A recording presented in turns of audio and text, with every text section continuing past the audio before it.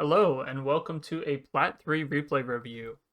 We are looking today at a replay sent in by Mr. Smuurph. This is one of his recent Plat 3 tournaments, and he said he was pretty proud of the match overall. So I'm going to start out here on ballchasing.com, look at some of the data, so that when we actually get into the replay, I can make educated recommendations. So if you don't want the game spoiled, go ahead, go down to your play bar at the bottom in YouTube, and flick ahead to the next chapter where the game actually starts. Cool. So let's take a look at this data. First of all, looks like they won 3-0, so pretty substantial. First thing that sticks out here is the scores. So 374, pretty good. That's definitely on the higher side. 357, that's on the higher side. 140 is a little low. If you start getting down towards 100, like if you're below 100, that is not a good game. You're doing something wrong. And even these scores are a little bit low. So if we compare that to population stats, so this is a Plat 3 tournament. So I just did from like Plat 2 to Diamond 1. Population there has an average score of 276. So, I mean, these guys are like half that. So they should be looking at, if this is happening consistently, they're probably doing something wrong. If we look at the other stats, though, let's go ahead and look at the split. A lot more saves coming in for Calm Venom. Definitely one save on the entire team for Orange is not great. Shots coming in pretty even. Assists tend to be pretty low down in Platinum and below. This is interesting. Possession. Possession tends to be a very good indicator of who's going to win. And it's pretty obvious why, right? If you don't have the ball, you can't score. And same thing when you do have the ball, your opponent isn't going to be able to score. So possession tends to be one of the better indicators. It holds up a bit better in soccer than it does in Rocket League, but I still think you should look, over time. Is my team maintaining possession? Because that's going to help you win. Other than that, everything looks pretty normal. I'm a little surprised about all this boost stolen by Orange. I think they should, if they've only got one save and they're stealing a ton of boost, Orange teams should be thinking about if they're spending enough time in their own half. Let's jump quickly to detailed stats. Nothing really sticking out here.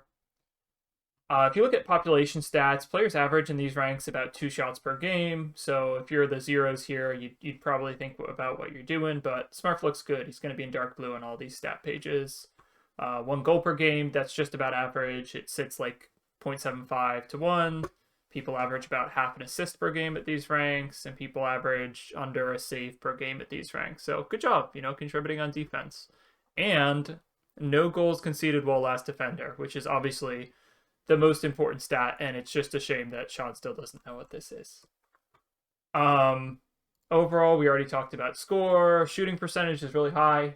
Overall, people shoot at like 33% on average, I believe, at most ranks. So these are definitely high. Not surprising for one game, but it probably averages out overall. And demos are pretty normal, right? I don't know that this guy needs to be going for 3 demos per game, but you do you. Yes, this is what surprised me. The Orange team with more possession here, even though they lost. Ball heat map looks pretty normal, especially at lower ranks. It is very common to have a lot of time spent in the corners, and that can be because of good defense. But there's also very little time in the center of the field, right? So as you move up in ranks, think about like how are your passes going to get the ball either to the center of the field or in the center of the field in front of your opponent's net. Good job of the blue team, though. Very little time in front of their own net, and, makes sense that they didn't concede too many goals then. We'll skip demos, go on to boost. So this is interesting. So there might be a couple errors here. Boost per minute. This is how much boost are you using per minute. These are all pretty normal for these ranks, but in general, better players use more boost. So we can look at it in a second about why that might be happening. I'm looking at Smuurph here. This is a little low, especially even for your rank. So you might be playing a little too tentative. That might be something we'll look at during the actual replay. Average boost amount, again, you probably want to be closer up to 50 where these other guys are. So you might want to be thinking, why do I not have a lot of boost? And I'm guessing you're not collecting a lot of boost because you're not using a lot and yet you still don't have a lot. So let's see if we see that. Seconds with 0 boost. Yeah, you don't want to be up here. So good job, Smuurph. Keeping yourself low. You don't want to be spending much time at all with 0 boost. You shouldn't be spending all your time with 100 boost either. I'm not too worried about that one. Um, yeah, this is a little worrying, just how much time you spent with very little boost. So just keep that in mind. We'll look at that during the replay. This is great. You're not using that much boost while supersonic. Generally, that's not exactly a waste, but most of the time it can be a waste. So good job there. Okay, this is one thing that sticks out to me.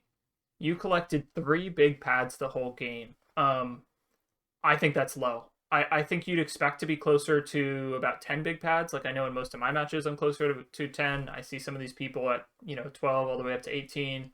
I think that's more typical. So let's look at this replay, figure out where might you have had opportunities to grab some big pads. You're doing a good job with small pads, second highest in the game. This is great. I don't care about stealing pads. So let's skip that. Yeah, and so really you just didn't collect a lot of boost, and so then even though you were pretty boost efficient, it seems like you just didn't have boost. You didn't waste boost, you didn't have a lot of overfill, but you just never really had boost. And then this last one I wanted to look at was average distance to teammates. So this is interesting, again, and we'll see what it looks like during the game. In general, better players have a higher distance to your teammate, right? You're getting open downfield for a pass. When you have longer passes, they tend to be more effective because you can beat defenders. You've got more space away from the defenders as well. But sometimes at low ranks, this is also a sign of if you're totally out of the play, if you go for a crazy high aerial down the field and then totally whiff the ball, that can also result in a higher distance to teammates. So that could be a confounding variable here. We'll keep an eye out for that. And I'm not too worried about any of these. So I think that's it. Let's jump into the actual game replay review. Okay, one more thing here. I did want to look at the movement and specifically what percentage of your time are you spending in different places in the ground versus the low air versus the high air.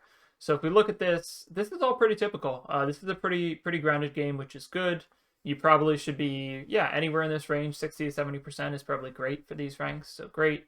As you get better, you're going to be spending more and more time in the low air. This is pretty typical, so good job. And then percentage of time in the high air. This should generally be pretty low as well. You should definitely be below 5% on this. If you're at 0, maybe you think about, hey, should I have gone up once and twice? But, I think that's nitpicky. And then power slides, right? Are you using your power slide button? Not really. So think about how can I make sharper turns, or where do I need to make sharper turns? This might help you setting up for dribbles, because I know you got those dribble skills even though you don't always use them. So think about how can I catch the ball with a power slide. This is great. You shouldn't be holding the power slide button for too long. Like this guy's probably a little too long. But yeah, think about, how can I get those short quarter-second power slide reps in, right? How is that helping me to conserve momentum to get to the right place a little bit faster? So, cool. We'll jump into the game for real. Okay, here we are. We are in game, and we're on Smuurph's perspective. First kickoff is fine. I like that rotation to the back post.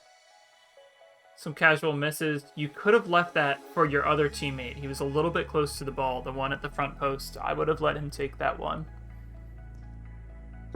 You should be looking to probably grab boost here. You probably could have grabbed that back corner big boost and still been in position. But your positioning's not bad. This is your ball. I like you going for that. Good touch off the wall. Yeah, so you can probably float to the back post. You're a little bit doubled up with your teammate here because he expected you to go back post, but you recover well. Yeah, and your teammate's going to jump over you this time. That was really on him. Good job getting open for a pass here. I think you're looking for it. He's not. Okay, little bit of a risky sideways challenge, but you made it work. Your teammate's going to jump you again. That's Plat things.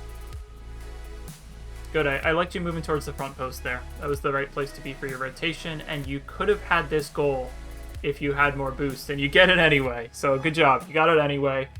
If you had picked up a couple more pads there, would have made your job a little bit easier. You could have hit it a little earlier, but way to convert. And your teammate should have left that ball for you. He doesn't. It doesn't matter. Early lead, minute and a quarter in, 2-0 up. Okay, kickoff again. Slight loss, but it's fine. That's really no worse than a slight loss. Okay, you probably should be playing a little bit more back here. You could have taken time, picked up some pads as third man. Maybe even grabbed your own back large boost.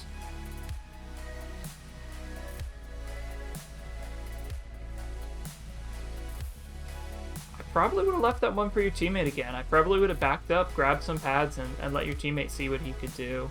I think you're right in front of your other teammate here as well. Yep, so you guys are a little bit doubled or tripled up there. Good, I like that you're grabbing all these pads on your way back. 50 boost is great for defense. Stay in net for a little bit. Yep, you probably could even stay a little bit longer. Yep. In case something like that happens. Yeah, there's no rush. You guys have it in the corner. You went for it, you just went for it a little bit late there. So, right idea, struggling on the execution. It's a good pass by your teammate. Close.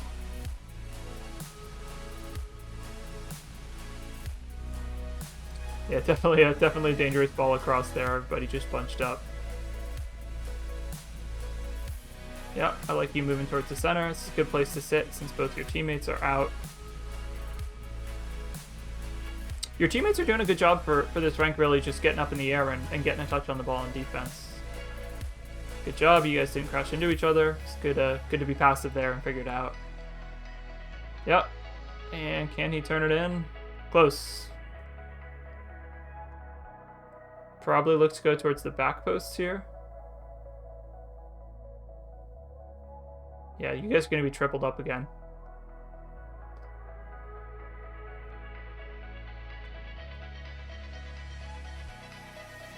So this is what we were talking about in the beginning with distance to teammates is a little bit low. Even though you're not hard committing, your positioning is still, you guys are ending up in the same quadrant, the same part of the map a lot. And it's going to be tough then if you don't have enough boost. It's going to be tough to get the power on the ball to get it away from your teammates, right? If you want to start creating space, you're going to need power, you're going to need boost to create that power to get the ball moving to a different part of the map. And you just make it back. I thought your teammate would have had that as well. I think that's probably what you were waiting for there, was a touch by your teammate, but good recovery. You should be turning back already. Yep. Your third man should get this. That guy should not be up. Yep, good. Hopefully you take the big pad here. You too. You get bumped by your teammate. I would move out there. Yeah, go to the back post. Don't sit tripled up.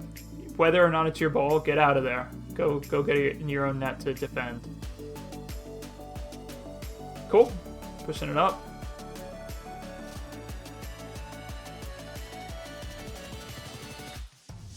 Cool. You guys are going to get one more. So, game is pretty much sealed at this point. Oh, actually, and they are going to forfeit right here.